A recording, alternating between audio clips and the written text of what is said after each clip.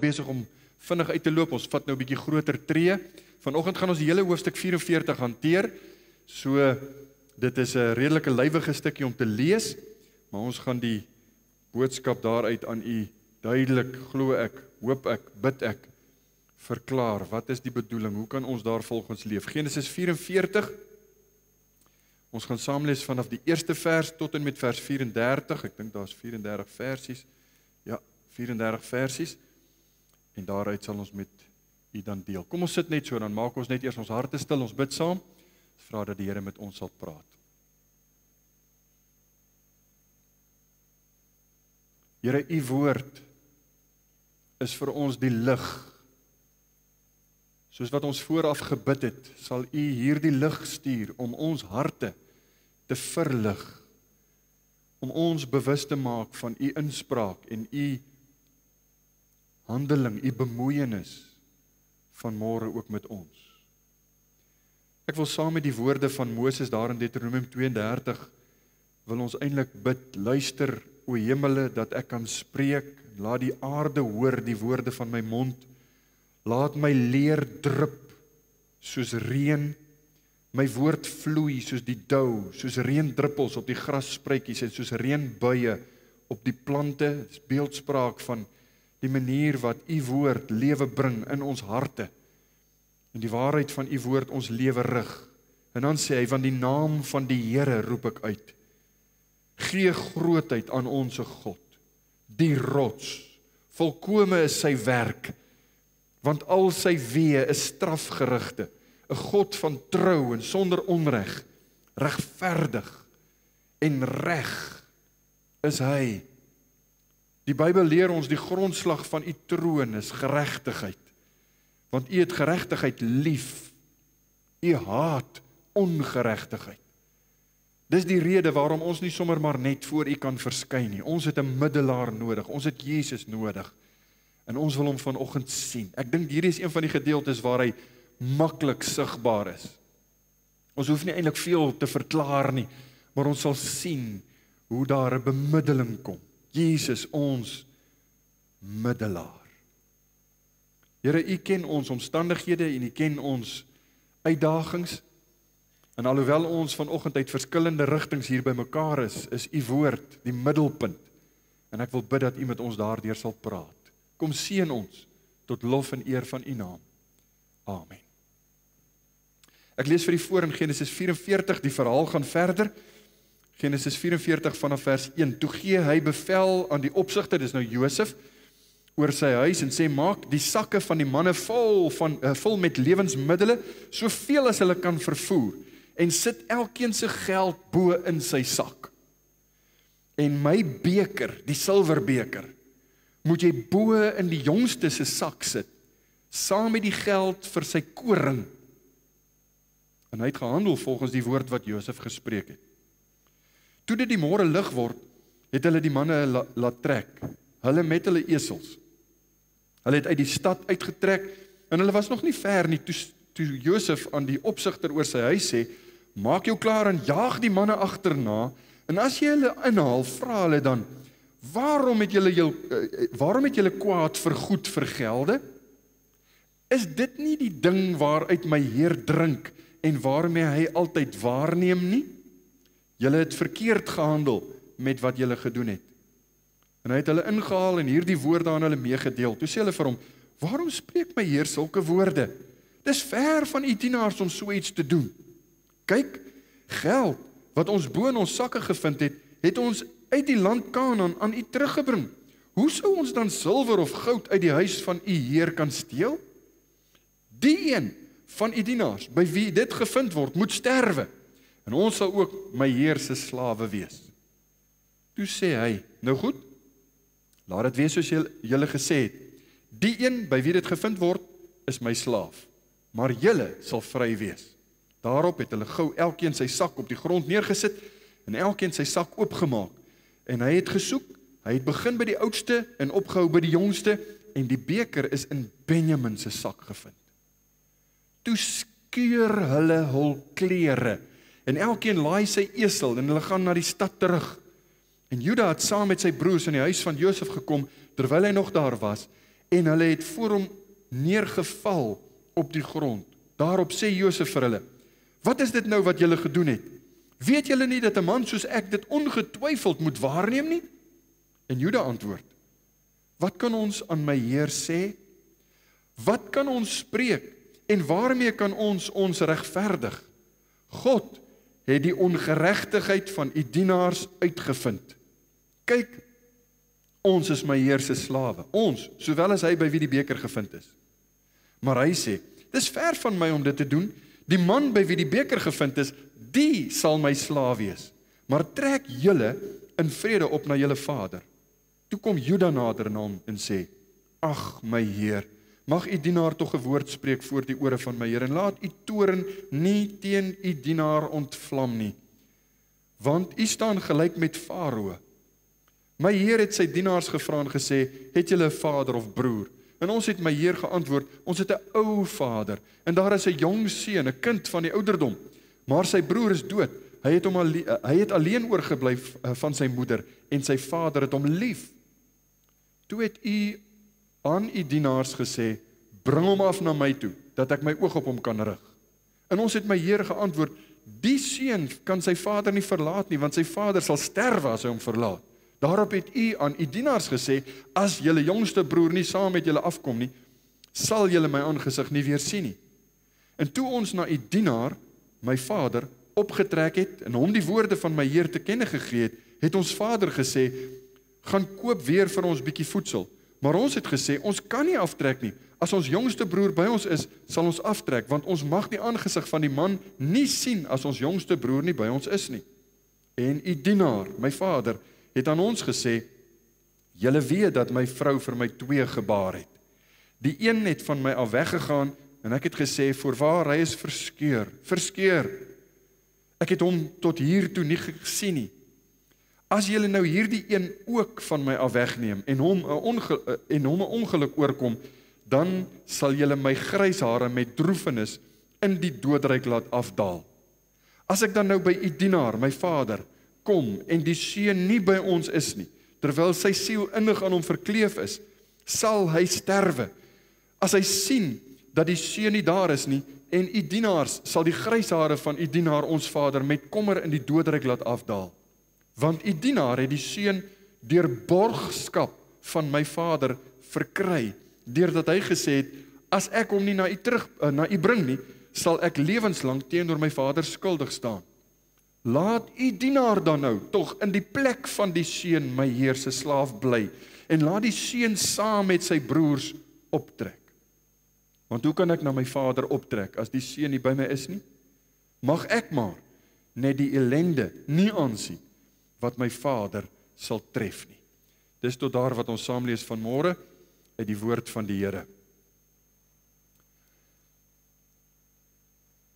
In die profeet Sagaria se relatief kort boek, skryf hy by 'n geleentheid, daar's ek dink 8 visioene, ek dink die 6de een van die 8 visioene, is 'n boekrol, 'n vleiende boekrol, baie groot, hy sê hy's 20L by 10L, so dis omtrent so groot soos ons hedendaagse advertensieborde, hierdie groot massiewe advertensieborde wat jy langs die snelweë sal sien.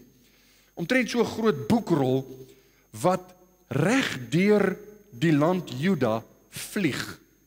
En hierdie boekrol het 2 woorde op, 2 snedes. Aan die een kant die 8ste gebod en aan die ander kant die 9de gebod. Die 9de gebod, die 8ste en die 9de gebod is nou aan weerskante.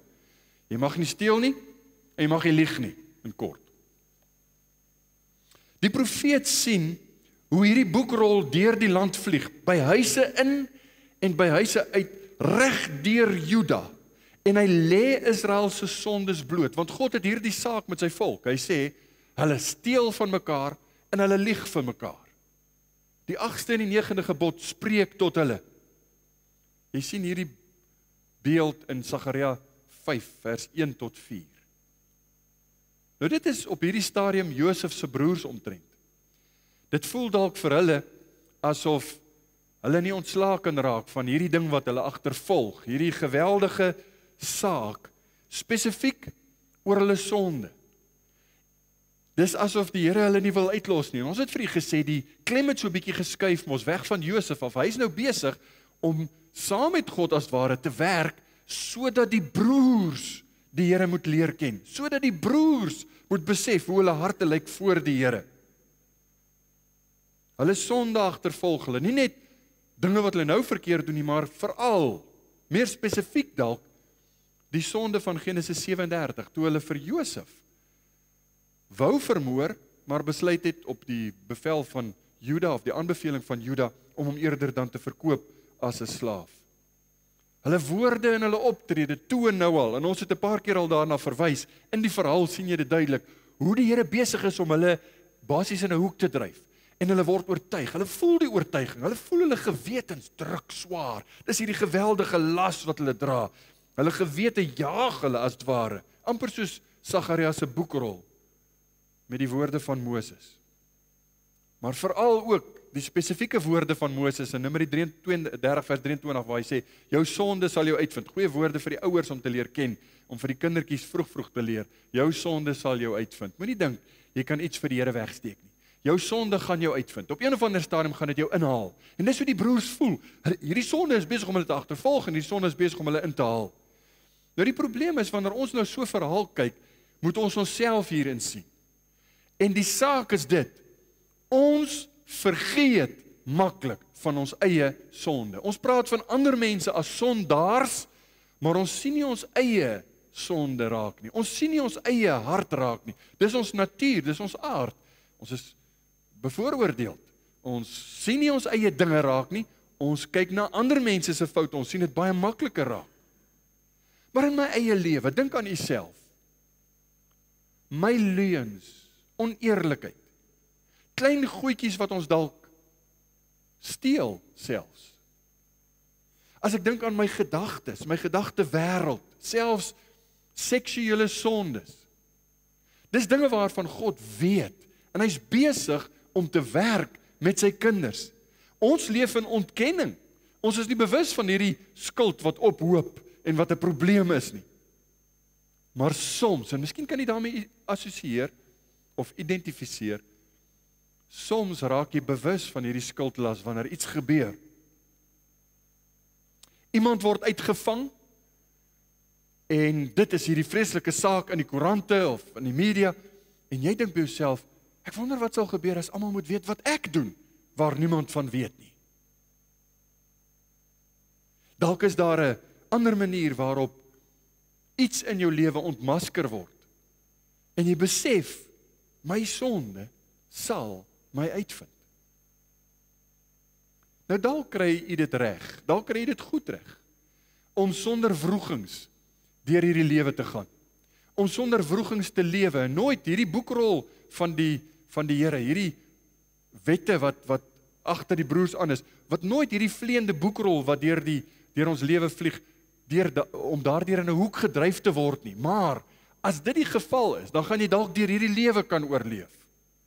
Maar daar kom 'n oordeel. Daar kom beslis 'n oordeel. Jy gaan die oordeel van God tegemoet gaan. En die kernvraag waarby ons elke keer uitkom is, wat kan ons doen met my sonde? Wat kan ek doen met my sonde? As ek bereid is om te erken, ja ek weet, hier in my hart is daar dinge, dan is die vraag, wat moet ek doen met my sonde?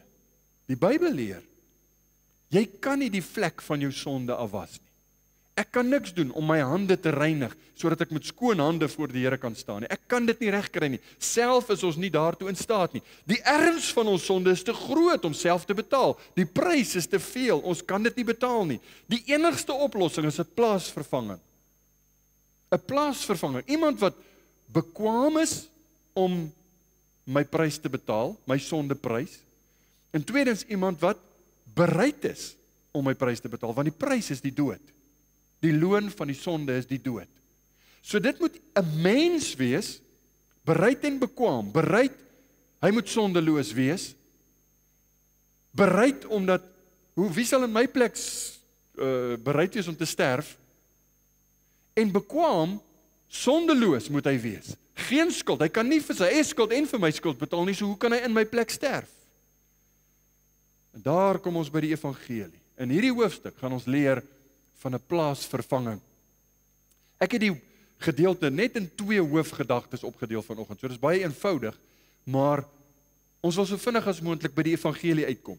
So die eerste hoofgedagte, Josef stuur sy broers terug. Jy onthou, hoofstuk 43 het op 'n goeie positiewe noot geëindig. Die broers het fees gevier saam met Josef in sy huis en hy het vir Benjamin 5 maal meer gegee as vir hulle, groot porsie gegee, en daar was spesiale guns aan Benjamin, maar daar was geen afguns by sy broers nie. Daar was nie 'n kwessie by hulle oor, hoekom word hy nou voorgetrek, tipe van ding nie. Nou is dit oggend en die seuns van Jakob gaan vertrek, en ek dink hulle harte was redelik lig, hulle harte was vol, hulle het gedink, dis 'n suksesvolle reis gewees. Vers 1 het ons gelees, toe gee hy bevel aan die opsigter oor sy huis en sê, maak die sakke van die manne vol met lewensmiddele, soveel as hulle kan vervoer, en sit elkeen sy geld bo in sy sak. Suksesvolle reis, hulle het kos gaan haal, hulle het die geldkwessie opgelos, onthou jy die geldkwessie toe hulle geld die vorige keer gekry het, dink hulle, kyk wat het die Here aan ons gedoen, en hulle gewete pla hulle, maar hierdie saak is opgelos, hulle het hulle geld teruggebring, die saak is reg. Die belangrikste is, hulle het Simeon teruggekry, Simeon wat in die tronk gesit het, en nou het hulle vir Benjamin ook, en hulle is op pad huis toe. Wat kan beter wees as dit? Dis 'n suksesvolle reis. Maar Josef het aan sy dienaar opdrag gegee, vers 2. Sit my beker, die silwerbeker, hom moet jy bo in die jongste se sak sit, saam met die geld vir sy koring. En hy het gehandel volgens die woord wat Josef gespreek het. Hier kom ons by die laaste toets, waarmee Josef nou sy broers letterlik in 'n hoek gaan toeverf. Want hy's besig om hulle harte, saam met God te werk, weliswaar, maar hulle moet hulle harte sien. En hy wil nou kyk, is hulle harte hard nog deur die sonde, of het hulle harte verander? En die enigste manier om dit te weet, is om 'n toets te maak, te kyk hoe hulle optree. Vers 3 en verder, toe dit die môre lig word, het hulle die manne laat trek, hulle met hul esels, hulle het die stad uitgetrek, hulle was nog nie ver nie, toe Josef aan die opsigter oor sy huis sê, maak jou klaar en jaag die manne agterna, en as jy hulle inhaal, vra hulle dan, waarom het julle kwaad vir goed vergelde? Is dit nie die ding waaruit my Heer drink en waarmee hy altyd waarneem nie? Julle het verkeerd gehandel met wat julle gedoen het. So die ding waarna hy verwys is nou hierdie silwerbeker, en die woorde waarmee hy altyd waarneem, in sommige van die Engelse vertalings, as jy dalk 'n Engelse vertaling lees, dan praat hulle van divination. So, dis die beker wat my Heer gebruik om die toekoms te voorspel, want dit is wat hulle gebruik het in daai nou. Dit is 'n bietjie vreemd, want ek glo nie Josef was betrokke by hierdie tipe van dinge nie, maar dit was die gebruik in daai tyd. Hulle noem dit, en dis 'n direkte vertaling, hidromansie. So dit was die gewoonte wat hulle gehad het, hierdie fortuinvertellers of die ouens wat jou toekoms kon voorspel, hulle sou met 'n sekere, bepaalde beker, sou hulle water of wyn of wat dit ook al was, wat binne in die beker is, olie opgooi. En as jy daaruit drink, dan kyk hulle na die patroon wat die olie op die water gee, en daaruit is amper soos om jou hand te lees, goed waarmee die Here vir sy kinders gesê het, julle moet daarmee niks te doen hê nie. Levitikus 19 vers 26, Deuteronomium 18 vers 10, duidelik, jy moet daarmee niks te doen hê nie. Ons moenie met hierdie goeters heel nie. En tog, Josef het die vermoë deur God gegee om drome te verklaar, maar hy gebruik hierdie kwessie om te sê, hoekom sal julle my Heer se beker neem? Dis die toets. Nou hierdie slaaf, hierdie dienaar van Josef se huis, wat oor Josef se huis was, hy is 'n besondere karakter hoor. Ek dink ons moet eintlik meer van hom sê, maar ek gaan nie. Maar hy speel saam. Hy moes geweet het waarmee Josef besig is. Hy moes geweet het van die agtergrond. Josef sou hom vertel het, want hy vertolk sy rol eintlik fenomenaal. Hy's 'n goeie medewerker saam met Josef dan nou. So hy haal hulle vinnig in vers 6 en hy het hulle gou ingehaal en hierdie woorde aan hulle meegedeel. Nou wat sal hulle reaksie wees? Dit sou vreemd gewees het, ek dink, gegee die feit wat met hulle die vorige keer gebeur het, sou dit vir my vreemd gewees het dat hulle nie hierdie keer, voordat hulle vertrek met die donkies, net in hulle sakke kyk nie, want ek meen die vorige keer was hulle geld teruggesit. Kan hulle nie maar net kyk nie? Leer jy dan nie uit jou foute uit nie? Maar dit blyk dat die feesvieringe van die vorige aand, as jy vorige aand so lekker fees gevier het, dan is sulke nugterheid seker maar 'n leksheid. So hulle het dit nou nie gedoen nie. Vers 7. Toe sê hulle vir hom, waarom spreek my Heer sulke woorde? Dis ver van die dienaars om so iets te doen. Met die gasvryheid wat ons van u Heer gehad het, die manier waarop ons saam met hom fees gevier het, hoekom sal ons van hom steel? Dis hulle woorde. Hulle het al reeds hulle eerlikheid bewys met die geld wat die vorige keer ingesit is. Hoekom sal hulle nou steel? Dit maak tog net sin. Verder gaan hulle vers 8. Kyk, geld wat bo in ons sakke gevind het, het ons uit die land Kanaan aan U teruggebring. Hoe sou ons dan silwer of goud uit die huis van U Heer kan steel? Hulle is so oortuig dat hulle sê, hulle kom sommer saam in solidariteit. Hulle stem saam oor hierdie saak. Die ou by wie hierdie beker gevind is, moet sterf, want ons sal dit nie doen nie. Hulle ken ons mekaar. Ons sal nie so iets doen nie. Vers 9. Die een van U dienaars by wie dit gevind word, moet sterwe, en ons sal ook my Heer se slawe wees. Dis hoe oortuig hulle is. Die beker is nie by ons nie. Maar hulle ken nie Josef se plan nie, want hy het 'n stryk. Hy's besig met 'n toets. En dan lees ons vers 10 tot 12 waar die soektog begin het. Toe sê hy, nou goed, sê die dienaar, laat dit dan wees soos julle gesê het. Die een by wie dit gevind word is my slaaf, maar julle sal vry wees. My saak is nie met julle nie. Julle kan maar gaan, maar daai ou, daai een, want hy weet wie dit is. Hy's agter die set, hy's saam met Josef in hierdie ding. Vers 11, daarom het hulle, verkondig daarop, het hulle gou elkeen sy sak op die grond neergesit en elkeen sy sak oopgemaak. En hy, dis nou die dienaar, het gesoek. Hy het begin by die oudste en opgehou by die jongste. Selfde volgorde as wat hulle gesit het, mos nou by die tafel, want hy ken hulle nou al teen hierdie tyd. En die beker is in Benjamin se sak gevind. Nou ek kan my voorstel, terwyl die ou soek, dis omtrent soos om by die douane ondersoek te word, né? As jy in 'n vreemde situasie is, dis nie lekker nie. Dis nie lekker nie. Maar jy moet gewillig saamwerk, wat anders kan jy doen? En hulle sakke, hy kyk nou deur die sakke, en die hoofsaak wat ek hier wil onderstreep, ek dink wat die Bybel mee besig is hulle gewetes. In die soektog, kan jy dink hoe hulle vir mekaar kyk, en elkeen dink maar aan sy eie lewe, hulle gewetes, wat op hierdie stadium al reeds geprikkel is, wat al reeds op hierdie stadium half benoud is, word nou nog erger geprik, gepols deur hierdie situasie, deur hierdie ongemaklikheid van die scenario waarna hulle nou bevind. Is dit nie wat gebeur as jy 'n sondaar is nie, en wie is nou nie 'n sondaar nie, né? Wanneer die wet van God, wanneer enige regverdige maatstaf gehou word, dan voel jy skuldig. Jy kan dalk weet, wel, ek het nog nooit iemand vermoor nie, maar wat doen jy met kwaad word vir iemand, soos die Here se woorde ons leer in die bergpredikasie? Jy hoef nie iemand letterlik met die bebloede mes in jou hand te staan, nadat jy geveg met jou broer of suster gehad het nie. Jy hoef net in jou hart te sê, o, jy's 'n idioot. Dis die saadjie vermoord. En ons ken die ander wat daarmee saamgaan, al die verskillende gebooie. Dit is Sagaria se boekrol, hierdie vleiende boekrol, wat ons agtervolg. En elke Sondag wanneer ons die wet van die Here hoor, en partykeer moet ons dalk, as ons bietjie meer tyd het, die Eksodus 20 se volle 10 gebooie lees, sodat ons kan dink, sodat ons kan verstaan, ons is sondaars, en dis wat hier aangaan. Hulle was sondaars, hulle was bewus van hulle sonde, nie net algemeen soos wat een ek, ja nee, ons weet, ons is almal sondaars in die algemeen nie, maar hulle weet wat hulle gedoen het met Josef. Hulle het geweet hoe hulle harte was, teenoor hulle pa, teenoor hulle eie familie. Hulle weet van hierdie dinge, en die Here is besig om hulle uit te skud. Hulle was sondaars, hulle was skuldige manne. Maar hulle het geweet, hulle het nie beker gesteel nie. So die soektog gaan aan, en hulle kry hom in Benjamin se sak. En jy kan die verbasing, sekerlik op Benjamin, maar definitief op die ander broers se gesigte sien. Hierdie gesigsuitdrukking van verbasing. Hoe kon, maar tog, let op, niks word gesê nie. Can't use, nou die rede hoekom ek altyd vir julle die aanhalings bring, en ek nou bly vir die Engelse aanhalings vir die ouens wat Engels is hier, maar die kommentaarskrywers, daar is 'n rede hoekom hulle kommentaarskrywers is, en hoekom hulle dik boeke skryf. Hulle sê net die dinge so goed, hulle sê dit, stel dit net baie keer so onverbeterlik, ek kan dit nie beter stel nie, so ek bring vir u die oorspronklike. Can't use skryf oor die gedeelte, hy sê, in a horrifying moment, the steward lifted the gleaming object out of the grain, and held the silver cup triumphantly as it flashed in the morning sun. Dit word so, dis nou hierdie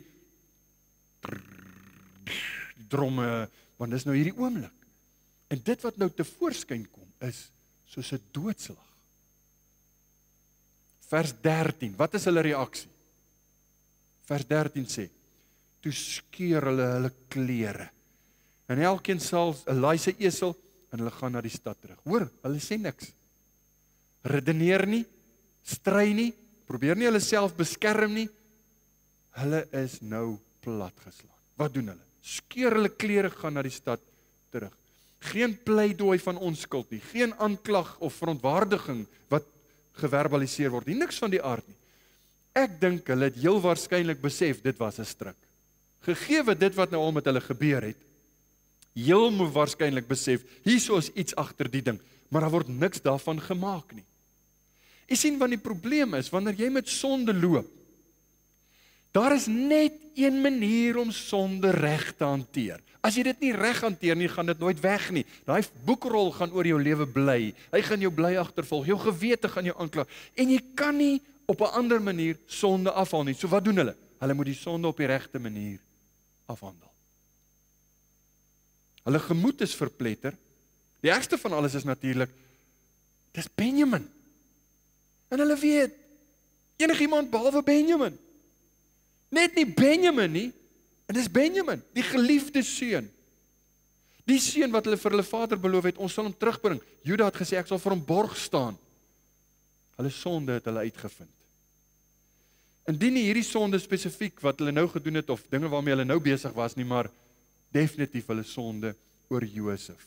So die dienaar het definitief noukeurig gekyk na hulle optrede. Wat gaan hulle nou doen? Want onthou, hy het saam met Josef gewerk. Hy wou kyk, hoe gaan hulle reageer? Benjamin is die skuldige. En wat gaan hulle met hom doen? Wat sal die onskuldiges doen? Dis asof hy vir hulle sê, hoorie, julle hoef nie bekommerd te wees, jy gee net Benjamin, hy's nou my slaaf, so, hulle sê nie, ons gaan saam. Hulle praat nie eintlik veel nie, pak hulle esels, gaan saam terug. Gaan nie oor julle nie, sê die dienaar, het gaan oor hierdie een, hulle gaan saam. Die res van julle kan maar gaan, nee, ons gaan saam, let op. So hier is die vraag, en dit waarna die dienaar nou moet oplet. Gaan hulle Benjamin los? Wat gaan hulle doen?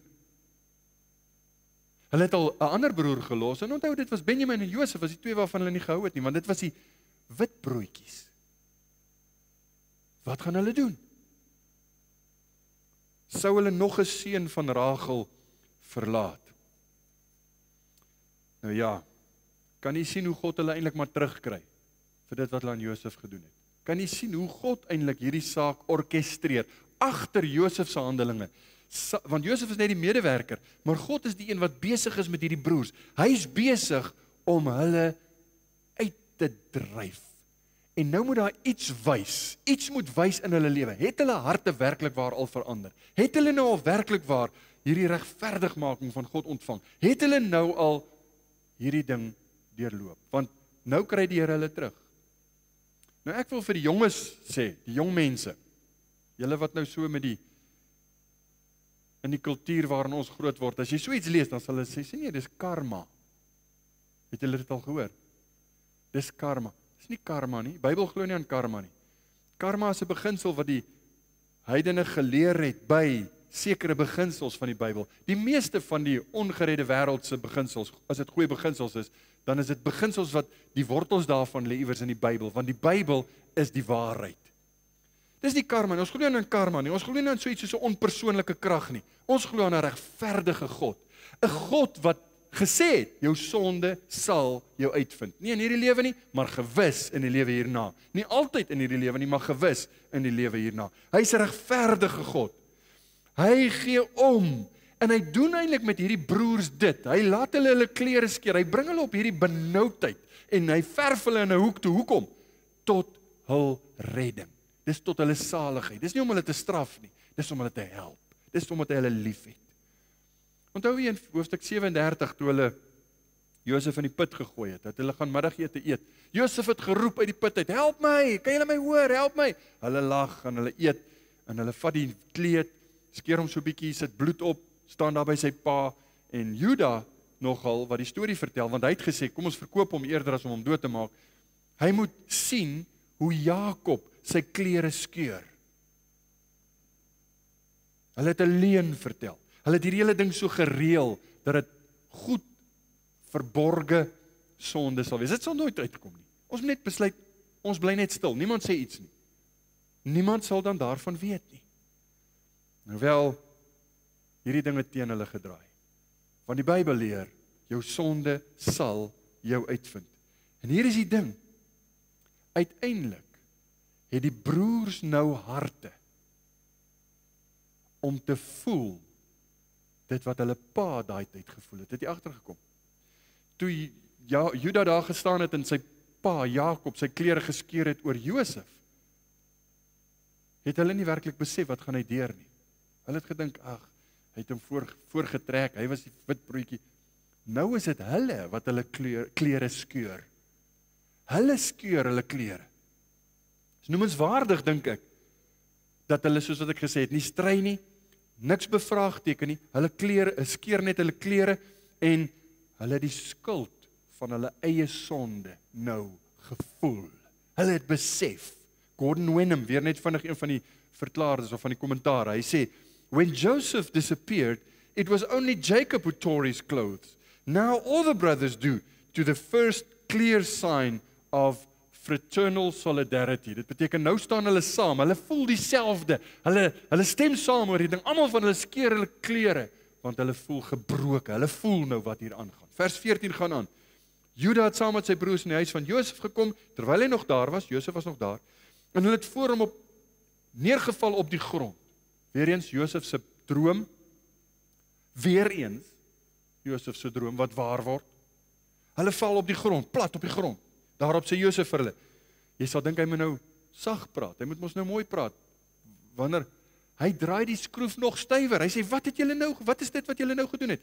Weet julle nie dat 'n man soos ek dit ongetwyfeld moet waarneem nie? Weereens die woord in Hebreëus wat dui op fortuinvertellery, of jy weet, om die toekoms te voorspel. Weet julle nie dat ek so iets sal agterkom? Bedoel hy goolery? Bedoel hy, is dit miskien waarmee hy besig is? Ek glo nie. Ek dink nie Josef was met hierdie goed besig nie, maar wat hy dan doen, een verduideliking waarmee ek dan sal saamgaan is, omdat Josef in hierdie trant saam praat, en jy so 'n beker vat en in die sak sit, waarmee hulle bekend was, want dit was hoe dit gewerk het in daai tyd, was om juis hulle gewetens te prikkel. Om juis vir hulle te laat dink aan die geleentheid. Ons het 'n broer gehad wat drome gehad het. Wat gesê het, dis wat hy droom en hy het die toekoms altyd gesien, net om hulle te laat dink. Hy's heel moontlik besig om hulle daarmee te puls. Hy herinner hulle ook bo alles natuurlik, God weet alles. Hierdie divination, hierdie woord wat gebruik word, het te doen met ons kan sien wat die gode sien, wat God sien. Want is net God wat die toekoms kan sien. God self is in staat, hy alleen is in staat om hulle sondes te wys. Om nie net hulle sonde te sien nie, maar hy wil dit vir hulle wys. En om vir hulle te laat weet, jou sonde sal jou uitvind. Is ek dan nie die tipe mens wat sal uitvind as julle so iets doen nie? Dis eintlik wat hy vir hulle sê. Wat hy nou ook al bedoel het, en hoe hulle gewete ook al gepuls is, of seer gekry het op hierdie stadium, weet ons nie, ons kan maar net raai, dit lyk so, maar Juda is beslis die een wie se gewete inderdaad geprikkel was. Hy ontken niks, hy probeer nie eers beswaar maak nie, sy skuld hier in sy hart het net besef, in Josef se teenwoordigheid moet ons nou uitkom met wat op ons hart is. Hoor wat sê hy? En ek dink dis baie betekenisvol. Hier is die belangrikste teks in hierdie hoofstuk. Vers 16, Juda antwoord, wat kan ons aan my Heer sê? Wat kan ons spreek? En waarmee kan ons regverdig? Waarmee kan ons sonde wegwas? Hoe kan ons ontslae raak van enige van hierdie goed wat ons so moeg maak? Dis 'n vraag wat elke mens eintlik behoort te vra. Waarmee kan ons regverdig? God het die ongeregtigheid van u dienaars uitgevind. Kyk, ons is my Heer se slawe, ons sowel as hy by wie die beker gevind is. Onthou jy, Josef het hulle beskuldig, julle is spioene, die eerste keer toe hulle daar was. Sê hulle, nee, ons is goeie mense, hoofstuk 42 vers 10, maar hulle het hom geantwoord, nee my Heer, maar u dienaars het gekom om voedsel te koop. Ons is almal seuns van een man, ons is eerlike mense, u dienaars is geen spioene nie. Hulle is nou soos die tipiese mens met wie hy praat oor sy siel, en hy sê, nee, ek is 'n goeie mens, ek gaan kerk toe, en ek is, jy weet, gedoop, en ek is dat, en ek is sis, en ek is so. Niks goed wat jou kan red nie. maar ek is 'n goeie mens. Nou het die tafels 'n bietjie gedraai, né? Nou kom hulle en hulle sê, Juda praat namens hulle, hoe kan ons onsself skoonmaak? God het ons uitgevind, nie jy het ons uitgevind nie die dienaar nie, God het ons uitgevind. Wat het God ons nou aangedoen, het hulle daai tyd gesê, toe hulle geld in hulle sakke is? Nou kom hy en hy sê, God het ons uitgevind. Wel, Juda het nou presies geweet, soos wat hy sê in vers 16, God het die ongeregtigheid van die dienaars uitgevind. Hy weet, God het hulle gedryf. Hierdie boekrol het hulle agtervolg, hulle kan nie meer vlug nou nie, hier is dit nou. Hulle kan nie vir Benjamin daar los nie. Hy moet borg staan, so dis nou, ek is jou slaaf. Ek gee oor. Ek kan nie meer hardloop nie. Hy kon sy onskuld in hierdie spesifieke saak probeer verklaar het. Want ek bedoel, dit was dan nou, daar's geleentheid. Dit was nie een van hulle het eers geweet daarvan nie. Maar wat hy doen is, met die oortuiging op sy hart, hierdie oorweldigende skuldgevoel in sy hart, is sy roepstem, hoe kan ons onsself regverdig? Hoe kan ons onsself reinig? Kan jy net sowel sê. Terwyl ons vandag hierdie verhaal bestudeer, moet u en ek nou in hierdie situasie gaan staan. En ons moet vir onsself vra, is ek dalk nog soos Juda voorheen was? As iemand met jou praat oor jou siel, iemand kom by jou en sê, het jy sekerheid van saligheid? Het jy vrede met God? Wat is jou antwoord?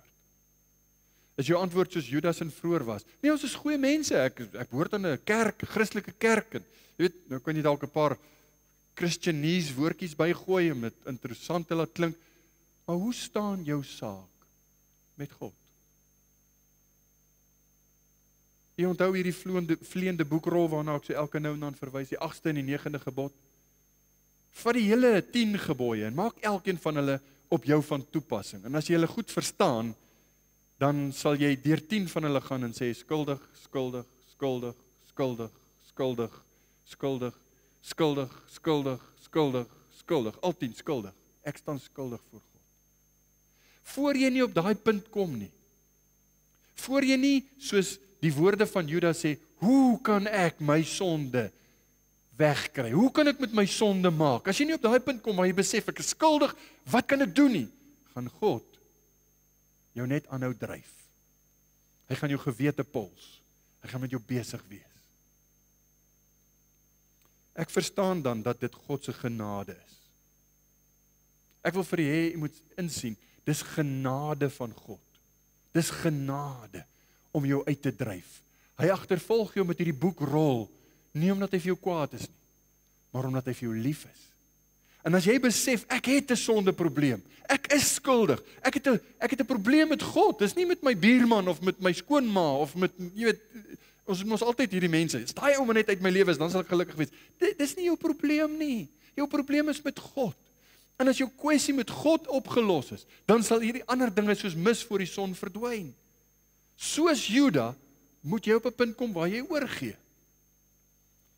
Hoor hoe klink die oordeel van God? Ek verwys nou elke keer as dit nie in hierdie lewe jou inhaal nie by die oordeel. Hoor hoe klink die oordeel van God? En ek wil hê jy moet besef, hier is nie 'n ding wat Johannes uit sy duim uit gesuig het. Dit gaan gebeur. Maar ek wil hê jy moet die vreesaanjaendheid van hiervan besef, van die realiteit. Hy sê ek het die dode, klein en groot, voor God sien staan. En die boeke is geopen. 'n ander boek, die boek van die lewe, is geopen. En die dode is geoordeel na wat in die boeke geskryf is, volgens hulle werke. Is daar nou al iets in die hart wat sê, as daar 'n boek gehou word van my lewe, nou jy moet besef, die Here het nie 'n boek nodig om te onthou wat het ek gedoen nie. Hy het nie liaseerkabinette waarin hy moet gaan soek, waar Smit, ja, soos hy, dis maar net 'n manier om vir ons te sê, God weet. God weet. En as hy jou lewensboek oopmaak, en hy sê, kom ons kyk na jou werke. Jy sê, jy is lief vir die Here. Kom ons kyk. Hoe gaan jy voel? Hier staan jy voor God, wat jou gedagtes ken. Vers 13, en die see het die dode gegee wat daarin was, en die dood en die doderyk het die dode gegee wat daarin was, en hulle is geoordeel elkeen volgens sy werk. Dit beteken almal, elke liewe mens. En die dood en die doodryk is in die poel van vuur gewerp, dis die tweede dood. As dit bevind is dat iemand nie opgeskryf is in die boek van die lewe nie, is hy in die poel van vuur gewerp. Daar's nie 'n kwessie nie, daar's nie 'n, kom ons redeneer, kom ons praat eers hieroor. Ek wil daarom net verduidelik, ek wil die konteks gee van daai woorde wat ek gesê het, of die Here weet. Daar's niks stryery nie. Watter genade is dit nie, vriende, om nou 'n kans te hê, om nou 'n geleentheid, saam met Juda. Dis die verhaal wat vir ons opgeskryf is en ons moet hieruit leer. Saam met Juda het ons nou 'n geleentheid om te sê, Here, hoe kan ek myself reinig? Hoe kan ek skoon kom? Hoe kan ek van my sonde ontslae raak? In sy woorde, sy spesifieke woorde, God het die skuld van u dienaars uitgevind. As jy deur God in 'n noute ingedruk word, maak so gou as moontlik soos Juda en sê, Here, u het my uitgevind. Ek is skuldig. Ek is skuldig. Ek lyk dalk vir ander mense goed van buite, maar u ken my hart. U het die skuld van u dienaar uitgevind. Dit bring ons by die tweede en die laaste gedagte, Juda wat vir Benjamin intree. Nou, hier's Josef. Sy broers lê plat voor hom op die grond, soos wat hy gedroom het. En in plaas daarvan om toe te gee of om dan nou sag met hulle te praat, maak hy die hitte nog warmer. Hy draai die skroef nog stywer. Vers 17. Dis ver van my om dit te doen. Die man by wie die beker gevind is, die sal my slaaf wees. Maar trek julle in vrede op na julle vader. So die vraag is, hoekom doen Josef dit? Hoekom is sy hard met hulle? Hy kon mos maar net vir hulle gesê het, hoor, ons moet nou praat oor hierdie saak. Maar hy's hard. Hoe kan julle so iets doen? Gaan julle, saak is nie met julle nie, los vir Benjamin. Hoekom doen hy dit? Hoekom doen hy dit? Die saak is, Josef wil weet, het sy broers verander? Het hulle harte werklik waar 'n definitiewe verandering ondergaan? In ons spreektaal, en ons is nou meer verlig, ons het baie meer kennis, ons baie meer terme, ek sien altyd lief vir terme nie, maar ons moet terme gebruik, anders gaan ons weet waarvan ons praat nie. Josef wil weet, het julle al werklik tot bekering gekom? Want as jy waaragtig tot bekering gekom het, dan het jou lewe verander, en dit gaan wys. Dit gaan wys. Die vrug wat jy dra, gaan ons wys wat se boom dit is.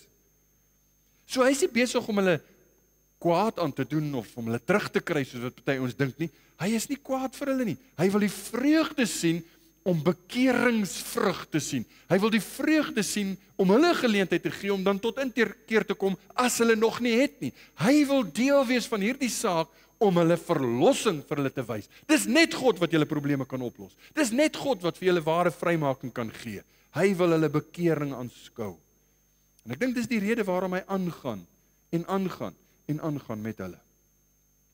Eeue na hierdie, gaan die nakomelinge, die afstammelinge, lank na hierdie verhaal, en ek dink is 100 jaar, ek het nou nie gaan kyk na presies die tydlyn nie, maar in 'n baie droewige tydperk van Israel se bestaan en van Juda, toe die ryk nou al geskeur het, is Juda, na wie hierdie Juda vernoem is, die stam Juda, se koning Josia, jonk aangestel as koning, en hy besef, maar die tempel is baie vernieuw, hy wil die tempel regmaak, en hulle kry 'n wetboek. Kan jy glo? Hulle het die tempel, maar hy het nog nooit die wet gehoor nie. Dis moontlik dat jy in 'n kerk kan wees en nooit werklik waar God se stem hoor nie, want ons is besig met soveel ander dinge, dat ons nooit by die woord van God uitkom nie. Dis hoe mense deesdae kerk hou. Want kerk moet alles wees behalwe waaroor dit eintlik moet gaan, né? Hy hoor die wet. En Josia skeur sy klere. En hy sê vir die mense, hoekom het ons nog nooit hierdie gehoor nie? Die priesters verklaar dit vir hom en hy sê, ons moet nie net die tempel verf en mooi maak nie, ons moet ons harte regkry voor die Here. En hulle daar kom 'n hernuide toegewing of 'n oorgee aan God, 'n hernuide oorgawe vir die Here. En op dieselfde manier, soos wat die broers nou gereageer het toe hulle die beker in Benjamin se sak gekry het, skeur Josia, die koning, sy klere. En in 2 Konings 22 vers 11, toe die koning die woorde van die wetboek hoor, het hy sy klere geskeur. En toe kom daar 'n profetes, en sy sê vir hom, 2 Konings 22 vers 19, omdat jou hart week is, let op daai woorde, omdat jou hart week is, en jy jou voor die aangesig van die Here verneder het, toe jy hoor wat oor hierdie plek en hierdie inwoord gespreek is, dat die voorwerp van verbasing en vervloeking sal word, omdat jy jou klere geskeur en voor my aangesig geween het. Sien jy die weekheid van sy hart? Dis wat ek wil wys. Juda se broers, Juda veral, is nou week. Sy hart het sag geword.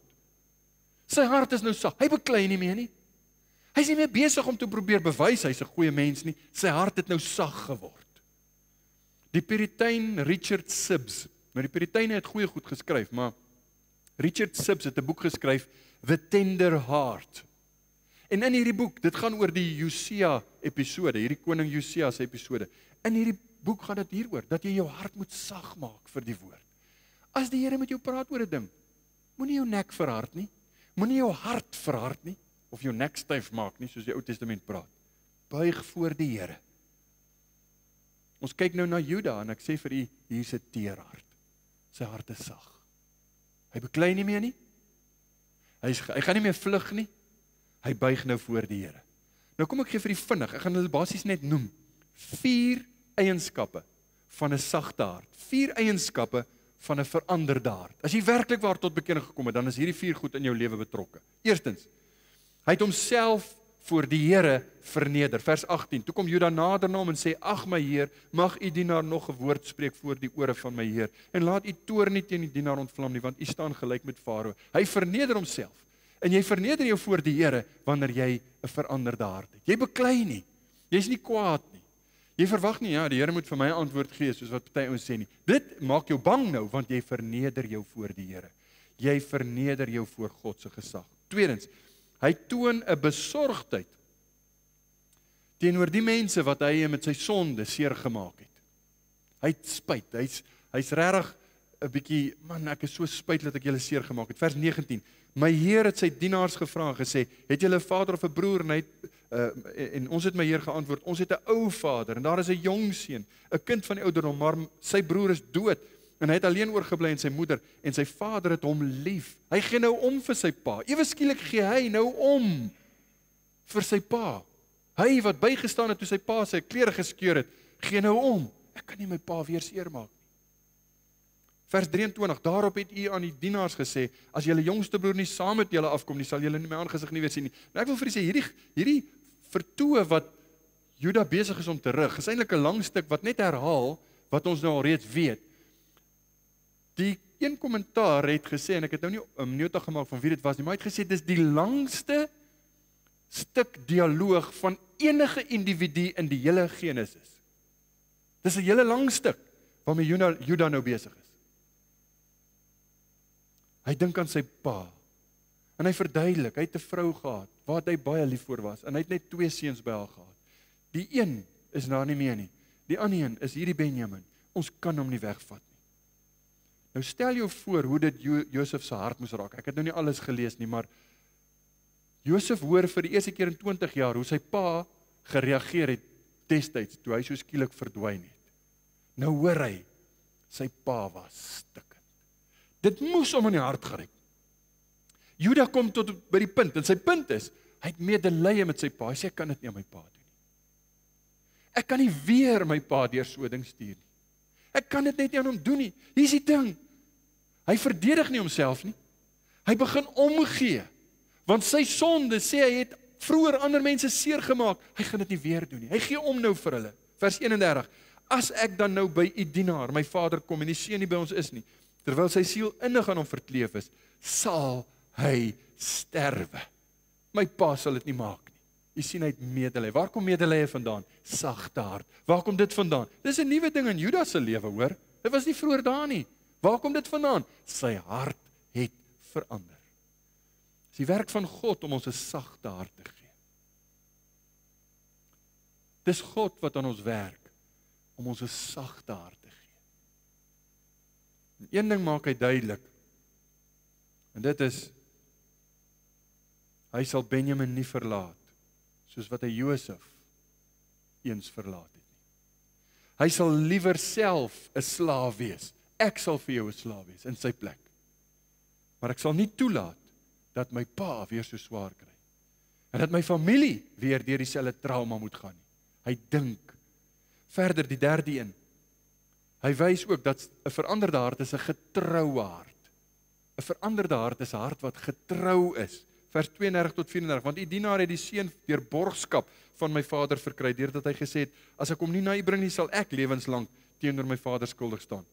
laat u dienaar dan nou tog in die plek van die seun wees. Ek het dit gesê, ek staan daarby. Ek is 'n man van my woord.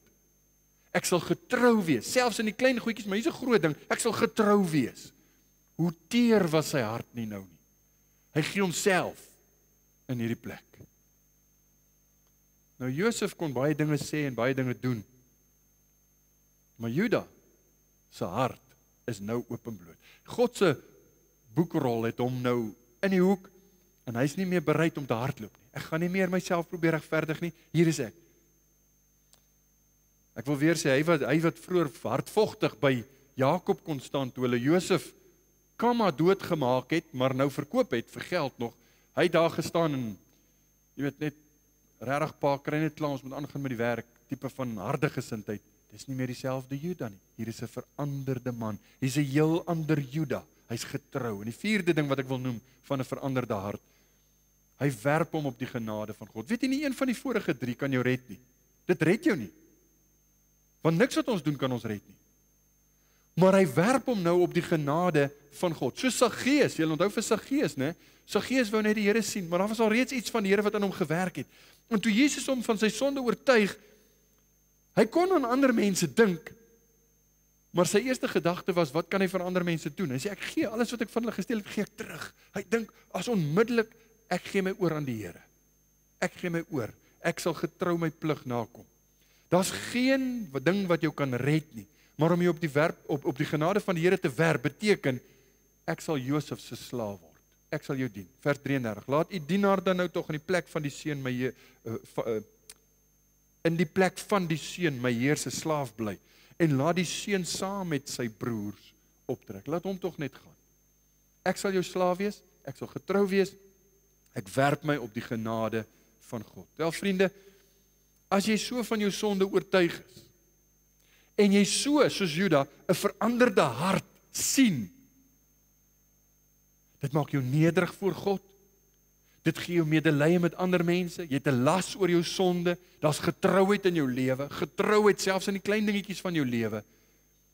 Maar hier is die goeie nuus, as jy jou so werp op God se genade, dan wys hy vir jou die enigste manier waarop jy van jou sonde ontslae kan raak. Die enigste oplossing vir sonde. En dis juist die boodskap wat hy oordra hier.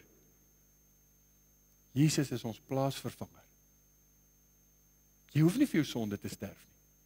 Ja, jy erken dit nou. Jy erken dat jy gesondig het. Jy erken jy skuldig. Jy weet jy staan voor God skuldig. En nou vra jy, wat kan ek doen? Jy kan niks doen. Maar as jy op die genade van God werk, dan sê hy, daar is die lam. Daar is die lam van God. Jy dink aan Paulus, hoe hy in Romeine 9 vers 16 sê, so hang dit dan nie af van die een wat wil, of van die een wat loop nie, maar van God wat barmhartig is. God is barmhartig. Vriende, ken u die genade van God? Ken u hierdie tipe genade van God? Het jy dit al so persoonlik beleef, dat die Here jou in 'n hoek dryf met jou sonde, en jy hardloop dalk nog vandag? Ek weet nie. Miskien is jy tot vandag toe nog besig om ander ouens te probeer oortuig, jy is eintlik nie so slegte mense soos wat hulle dink nie. Hou op hardloop.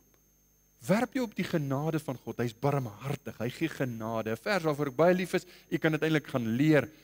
Dis 'n goeie vers om te memoriseer. Micha 7 vers 18.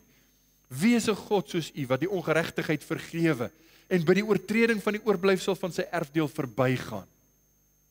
Wie is 'n God soos u, vraai? Hy hou toorn nie vir ewig vas nie, maar het 'n welbehae in goedertierenheid, in gesed. Hy het 'n welbehae om mense genade te gee. Hy is lief daarvoor om mense vry te spreek. Kom net na hom toe. Kom net na hom toe. Jy sien, vriende, die manier waarop God aan ons genade bewys, is om ons Jesus te wys. Die enigste een wat ons sonde kan wegneem. Dis hoekom hy moes sterf. Dit is hoekom Kersfees 'n groot ding is. Want ons dink aan sy geboorte. Hy moes mens word, sodat hy as mens in hierdie mense plek kon sterf, my straf kon dra. Hy kon dit doen en hy wou dit doen. Hy's bereidwillig en hy's bekwaam. Hy word die enigste een in my plek. Nou die boekrol waarna ek elke keer verwys het en waarmee ons begin het van Sagaria. God het, en nou gaan ek 'n beeld gebruik, en ek dink nie ek is besig om die Bybel te maak sê wat hy nie sê nie. Ek is net besig om 'n illustrasie of om 'n beeldspraak voor u te hou. God het as ware al 10 die gebooie neergeskryf op 'n boekrol en dit om die Here Jesus gewerp en hy is vir my oortredinge van daai 10 gebooie gestraf. Dit was wat op hom neergekom het op Golgotha. Dit was nie die spykers of die bloederigheid of die pyn menslik, dit was die minste. God se straf is op Jesus uitgegiet. Hy het my straf gedra sodat ek vry kan kom. Dis die genade. In die woorde van die Nuwe Testament, 1 Petrus 3 vers 18. Want Christus het ook eenmaal vir die sondes gelei. Hy die regverdige vir die onregverdiges, om ons tot God te bring. Hy wat wel gedood is na die vlees, maar lewend gemaak deur die Gees. So jy sien, ek hoef nie myself te probeer goed laat lyk nou nie. Inteendeel, ek wil graag hê mense moet besef hoe groot sondaar ek is. Daarom sal ek soos Paulus baie vinnig sê, ek is die ellendigste van almal. Moenie na my kyk nie, ek gaan julle teleurstel. Maar Jesus is my hoop. Hy is my enigste hoop. Dit kan nie wees ek probeer nou my sonde oordonder met al die goeie goed wat ek doen en dan sal ek daarom genade kry. Dit werk nie. Niks van daai goed kan jou sonde wegvat nie. Kolossense 2 vers 14 sê, Jesus het ons sonde geneem en hy het dit soos 'n skuldbrief teen die kruis vasgeslaan. Hy het ons vrygemaak daarvan. Dis weg. As daar nou gevra word, waar is jou, jy het oortree. Ja, ek weet ek het oortree. Ek hoef dit nie te ontken nie. Maar daar is die kruis. En Jesus het vir my gesterf. Ek wil afsluit met 'n illustrasie. Dis eintlik 'n stuk van John Carrett, 'n ou Engelse, ek dink hy was 'n Skotse predikant. Ek is nie seker nie, maar hy vertel van die koning Xerxes wat hulle reken wat Ahasveros was. Ek is nie seker of dit dieselfde ou was nie, maar hulle sê die geskiedkundige sê dit was heel moontlik dieselfde ou. Dit was die koning van die Perse. Hy het die Grieke aangeval en hy het 'n nederlaag gelei en op pad terug, toe moet hulle vlug en hulle is in 'n boot, die laaste boot en hy saam met 'n klomp soldate en die boot is so oorlaai dat die boot besig is om te sink. Hy kan nie die gewig dra nie. Daar's te veel soldate saam met die koning op hierdie boot want hulle moes vlug van die Grieke. En terwyl hulle vlug, sê die koning vir hulle, ek lees vir julle net soos wat John Carrett se preek toe nou gesê het, since upon you, sê die koning toe vir die soldate, since upon you, O Persians, depends the safety of your king, let me know how far you take yourselves to be concerned therein. Dis as gevolg van julle, wat ons nou in hierdie penarie is, wat gaan julle daaraan doen? En toe hy dit sê, toe spring die meeste van die soldate in die see. Hulle offer hulle lewens op, sodat die koning net behoue kan bly, want hy moet gered word. Nou sê John Carrett, in sy preek, hy sê, dis 'n edele daad, né? Jy dink, hierdie soldate hulle was toegewyd. Dis 'n edele daad om jou lewe te gee sodat jou koning behoue kan bly. John Carrett sê,